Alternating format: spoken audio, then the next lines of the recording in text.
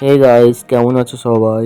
পুজো তো প্রায় এসেই গেল, আর আমরা ওইদিকে কেনাকাটি শুরু করে দিলাম আমাদের ডায়মন্ড হারবারে নতুন ওপেনিং হওয়া ফ্যাশন আপ থেকে। বাচ্চা থেকে বড় সব কালেকশনই বেশ ভালো ছিল। আর প্রাইসগুলো ছিল খুবই রিজনেবল। অনেক কিছুই কেনাকাটি করেছি, চলো বাড়ি গিয়ে তোমাদের সাথে শেয়ার করব। আর এইদিকে ওকে দেখো, যেন মনে হচ্ছে 1 মাসে শপিং করে নিয়ে চলে এসেছে। আবার এদিকে আমাকে বলছে আমার সব টাকাগুলো একাই শেষ করে দেবে।